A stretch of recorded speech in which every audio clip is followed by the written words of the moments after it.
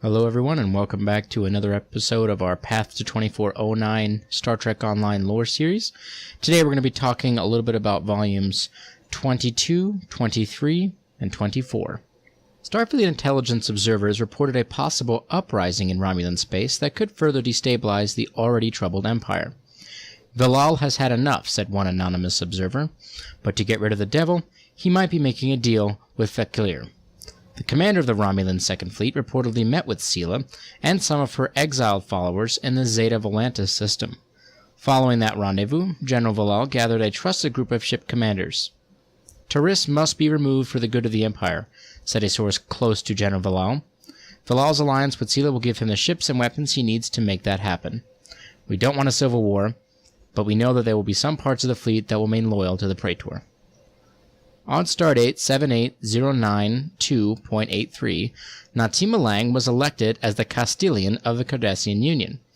The position put her on the front lines of foreign affairs, and she stepped into negotiations with the Ferengi Alliance and information-sharing pacts with the Federation. "I have focused much of my energy these past years inward. Reconstructing Cardassia Prime was my only goal," Lang said after her election. "But we've looked inward long enough. Cardassia Prime needs to build itself a place in the quadrant just as much as it needs new houses and schools." One sign of a return to normalcy for the Cardassians was the resumption of scientific research. On Stardate 78441.78, the Cardassian Science Ministry announced that it had developed a cure for the Pautrick syndrome. The terminal respiratory ailment afflicted hundreds of Cardassians each year. The ministry reports that the treatment was in final testing and will be available to patients by the end of the year. On Kronos, the Klingon High Council was rocked by the revelation that Chancellor Kojan was an Undine. What Starfleet intelligence learned about the situation is this. After a night of revelry in the First City, Kojan was walking with two other Klingons back to his lodgings when he was attacked by Lethean mercenaries. The telepathic assault forced Kojan to lose his humanoid form, and he shifted into his true appearance. The Undine masquerading as Kojan was killed, and his body was taken to the High Council chambers.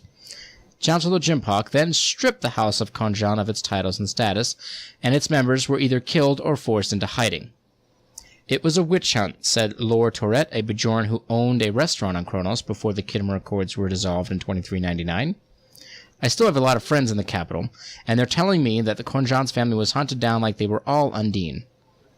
The sad thing is, no one knows how long the Undine had been in Kojan's place or what had happened to the original. Did they kill him, or is he stuck in some Undine prison?" The combined Gorn and Nausicaan forces were holding steady, but analysts believe that the Klingons would eventually be able to break through their lines and attack the core worlds of the Gorn hegemony. "It's a stalemate right now, but Gila 4 showed us that the Gorn simply don't have enough soldiers and ships to repel the Klingons forever," said Alpelia Luss of the Federation News Network. While official Federation position was non-interference, not everyone in Starfleet agreed.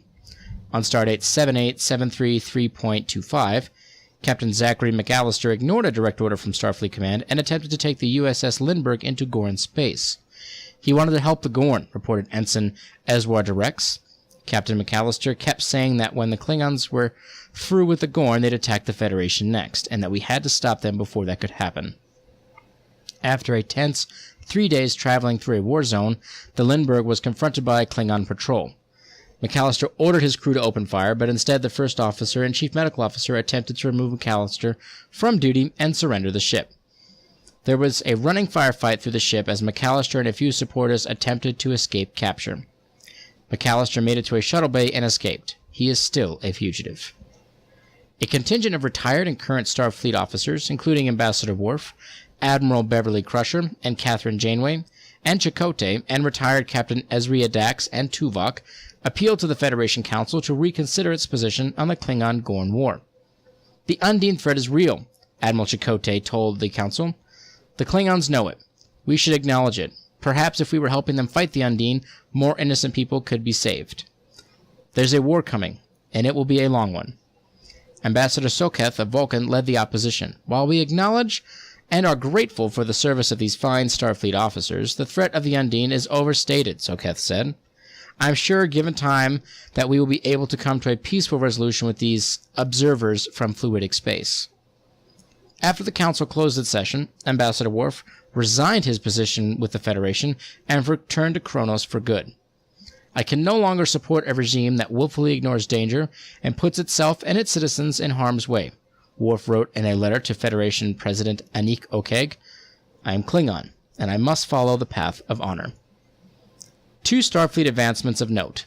Lieutenant Commander Naomi Wildman was appointed as second officer of the USS Hathaway, and Miles O'Brien was named head of Starfleet Corps of Engineers, the first time a non-commissioned officer has held that position. This isn't about rank, it's about talent, said the outgoing SCE chief, Captain Sonia Gomez. Miles is the quintessential engineer, and his talent for making the impossible possible makes him the ideal person for the job.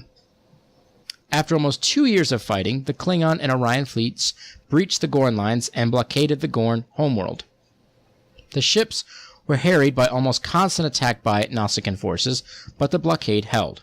The Gorn erected a series of massive transport inhibitors to prevent invasion, and mined the area surrounding the planet with cloak self-replicating mines to prevent Klingon shuttles from landing.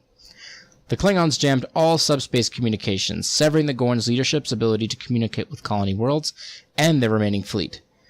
And the Orions staged a series of devastating raids on Gorn starbases, targeting supply lines and repair facilities across the region. It's a waiting game now, said political analyst Tag Morkek of the Teller News Service.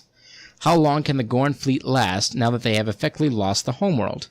What would Starfleet do if they lost Earth or Vulcan?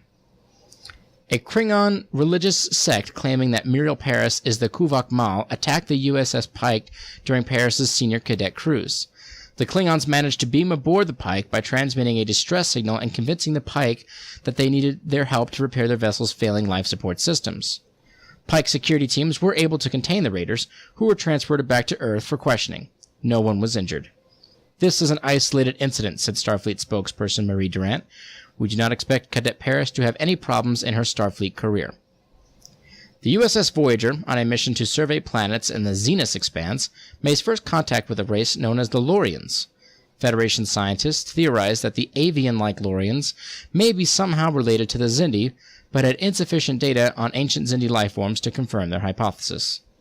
The Lorians were warp-capable but reclusive. They were open to exchanging diplomats with the Federation, but asked that ships stay away from their space without their permission. And the Starfleet Corps of Engineers add the final elements to a long-term plan to construct starships using a modular system. This construction method allowed ship captains to customize their ships. A captain can choose new components for his or her ship, and our work crews can have them installed and ready to go in less than half the time of conventional ship construction, said spokesperson Marie Durant. A damaged ship can get replacement parts from another Starfleet vessel, and the engineers don't have to worry about them not fitting or not working. This system means our crews can do more, stay in the field longer, and have the ships they need to do their job. On Stardate 79231.20, Ambassador Jean-Luc Picard retired from his position as Federation Ambassador to Vulcan. Reports said that Picard would settle in France. We honor Ambassador Picard for his many years of service to the Federation, said Soketh of Vulcan, who resigned his seat on the Federation Council to take up the role that Picard had vacated. He has always been a friend to Vulcan. 2 months later, Admiral Beverly Crusher settled in on Earth as the head of Starfleet Medical. A report from Cardassian intelligence on the Castilian Natima Lang confirmed that forces led by Gul Madred were likely to be in possession of warships missing from the Cardassian post-war inventories. They call themselves the True Way, said Bajoran activist Chrome Naret. They say the only true way for Cardassia is conquest and death, and they want all Cardassians out. I told you years ago that those missing ships were trouble, Crom continues, but did anyone listen? Maybe when the True Ray starts attacking colonies, someone will take notice. In Romulan space, trouble flared when General Valal appeared before the Romulan Senate and demanded that Praetor Terris resign before she was removed from office by force. Valal had the backing of many senators, although a vote of no confidence failed by a minor margin. In response, Terris called for ships of the fleet loyal to the legitimate government of the Romulan Star Empire to engage those supporting the revolution. There were multiple skirmishes between the two groups, and when Sila's fleet re-entered Romulan space in support of Valal, the conflict moved into open warfare. On Stardate 80344.81, The web of transport inhibitors protecting the Gorn homeworld collapsed after the Klingon fleet blockading the planet used surgical strikes to take out the planet's power relay network. Less than 50 minutes after the network was destroyed, the first Klingon landing parties transported onto the planet's surface. The remaining Gorn forces planetside made a last stand to defend key areas, and large segments of the population took up arms to defend their homes and families. However, the Klingons showed little interest in engaging civilian militias, and instead massed their forces on an assault of the capital. 28 hours after the first Klingons landed on the Gorn homeworld, forces from the Fifth Fleet entered the royal palace, and the Gorn hegemony fell to the Klingon Empire. Once King Slathis of the Gorn surrendered and guaranteed that any Gorn troops left on the homeworld would not attack Klingon forces, General Klang agreed not to take civilians into custody without cause, and to lift martial law orders for most of the Gorn population. The Klingons seemed almost solicitous to the Gorn, said Admiral Jorel Quinn on an episode of the Federation News Network program, Illuminating the City of Light. They were careful not to give the people a reason to revolt. It wasn't standard operating procedure for the Klingons after they conquered a world. Of course, as soon as Jimpak arrived, we all found out why. General Klang was given a week to stabilize the situation on the Gorn homeworld before Chancellor Jimpak arrived with the IKS Valkuv. After transporting down and meeting with King Slathis, Jimpak ordered a global broadcast and used the Klingon fleet to extend the range of the transmission to hit most Gorn colony worlds and ships. During the broadcast, Klingons revealed the Gorn Prime Minister, head of military intelligence, and multiple other high-ranking members of the Gorn government and military to be Undine infiltrators. The infiltrators were then immediately executed. "We have shown the true face of a Kok Makvu," Jimpak said. "We are defending the Alpha Quadrant, not destroying it." Hardliners of the Klingon High Council wanted King Slath and his family executed to prevent the Gorn royal family from becoming a focus of revolutionaries. "We've conquered them. Now we need to rule them," Chancellor Marab said. "They cannot be a king in our empire."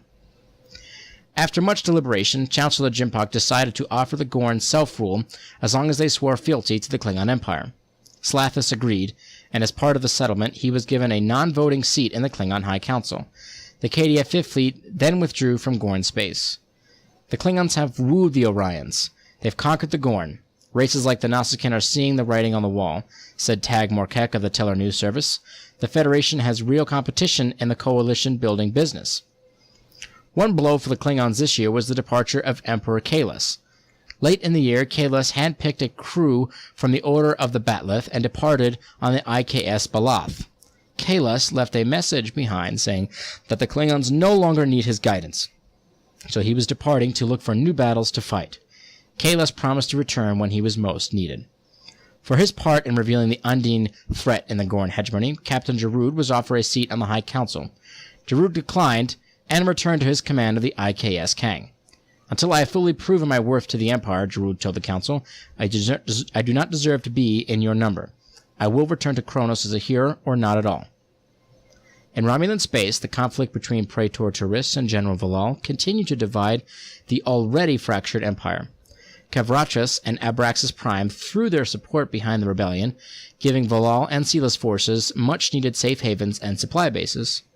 The war came to an abrupt end on stardate 80957.96 when forces of the 2nd Romulan Fleet approached Raytor 3. The Praetor had been locked in her room for a few days at this point, and she wouldn't allow anyone to enter, a Starfleet intelligence observer reported. Her staff finally broke down the door when Valar's fleet entered orbit. I think they were trying to get Taris to safety, but she was already gone. An extensive search of the palace turned up no clues. The Tal Shiar extended the search to all Nova Roma sectors, but Praetor Taris had disappeared. Valal and Sila landed on Nova Roma while the search for Praetor Taris was still ongoing, and proceeded to directly remove the Romulan Senate. Sila made a very pretty speech about how she was a loyal Romulan and a friend to the Senate, and not once did she mention the dozens of warbirds she had in orbit over their heads, said Mirel Mandel of the Federation News Service. No one was surprised when the senators tripped over themselves to offer her their fealty. The Senate named Sila as Praetor and General Valal as the leader of the Romulan fleet by acclamation. The reign of Praetor Taris was over.